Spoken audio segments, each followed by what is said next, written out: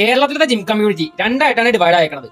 ഇവരൊക്കെ നാച്ചുറൽ ആണെന്ന് വിശ്വസിക്കുന്നവരും അല്ലെന്ന് വിശ്വസിക്കുന്നവരും. ഇനി ഞാൻ ഈ പറയാൻ പോണ കാര്യങ്ങൾ രണ്ട് വിഭാഗത്തിലത്തെ ഭൂരിഭാഗം ആൾക്കാരെയും വെറുപ്പിക്കാൻ പോണ കാര്യമാണ്. ദാറ്റ് ഈസ് എന്റെ കണ്ണിൽ ഈ ഫിസിക്കൊക്കെ മിഡാണ് എന്ന് വെച്ചാൽ ആവറേജ്. എന്നെ കുരിശി കേട്ടതിന് മുമ്പ് ലെറ്റ് മീ എക്സ്പ്ലെയിൻ. 6.5 കൊല്ലമായിട്ട് നാച്ചുറൽ ബോഡി ബിൽഡിംഗ് എന്ന് വെച്ചാൽ തലക്ക് പിടിച്ച് നടക്കുന്ന ഒരു മനുഷ്യനാണ് ഞാൻ. ഇതിനെപ്പറ്റി സയന്റിഫിക്കലി പഠിച്ചും പ്രാക്ടിക്കലി ജീവിച്ചും 24/7 ഈ 6.5 കൊല്ലം ലൈഫ് തീർത്ത ഒരു മനുഷ്യനാണ് ഞാൻ. സോ ഞാൻ ഇവരുടെ ഒക്കെ ഫിസിക്ക് മിഡ് ആണെന്ന് പറഞ്ഞത് ഒരു റെഗുലർ മനുഷ്യനെ കമ്പയർ ചെയ്തിട്ടല്ല, എന്റെ വേൾഡ് വൈഡ് നാച്ചുറൽ കോമ്പറ്റീഷന്റെയും സോഷ്യൽ മീഡിയന്റെയും എക്സ്പോഷർ കമ്പയർ ചെയ്തിട്ടാണ്. ആൻഡ് അതിന്റെ ഒരു ചെറിയ എക്സാമ്പിൾ ആണ് ഈ ഇച്ചിരി ആൾക്കാരെ വെച്ച് ഞാൻ നിങ്ങൾക്ക് കാണിച്ചു തരാൻ പോകുന്നത്. ഫസ്റ്റ് സോഷ്യൽ മീഡിയയിൽ പോപ്പുലർ ആയിട്ടുള്ള നാറ്റീസിനെ കാണിച്ചു തരാം. Jesse James West, Sean Nalewanyj, Joel AKA TNF, Lex Little and എന്റെ ഫസ്റ്റ് ഇൻസ്പിറേഷൻസ് ആയ Layne Norton and Jeff Nippard. ഇനി ഇച്ചിരി കൂടെ ടോപ്പ് ലെവൽ നാച്ചുറൽ കോമ്പറ്റീഷനിൽ കമ്പീറ്റ് ചെയ്യുന്ന ആൾക്കാരെ കാണിച്ചു തരാം. ബ്രാൻഡൻ കെംപ്റ്റർ, ജോഷ ടീസ് ആൻഡ് എനിക്ക് ഇപ്പം മെന്റേഴ്സിനെ പോലുള്ളവരാണ് എറിക് ഹെൽംസ് ആൻഡ് ആൽബർട്ടോ നുണ്ടസ്. ഇനി എന്റെ കണ്ണ് വരെ തള്ളിപ്പോണ കുറച്ച് ആൾക്കാരെ കാണിച്ചു തരാം. റാമൻ ലിമാഷർ, ഇന്ത്യക്കാരൻ മംഗാൾ, ഇത്തവണത്തെ WNBF winner Sagara, Oscar AKA TH3 professor and finally Nyang Babacar. കണ്ടല്ല ഈ ഫിസിക്കൊക്കെ. നിങ്ങളെയൊക്കെ വെച്ച് നോക്കുകയാണെങ്കിൽ ഈ ഫിസിക്കുകളൊക്കെ മിഡ് ആണെന്ന് പറയുന്നതിൽ കുറ്റമുണ്ടോ ഗൈസ്? ഈ കാണിച്ച എല്ലാവരും ഇൻക്ലൂഡിംഗ് ഇജാസ് ആൻഡ് ഗോകുൽ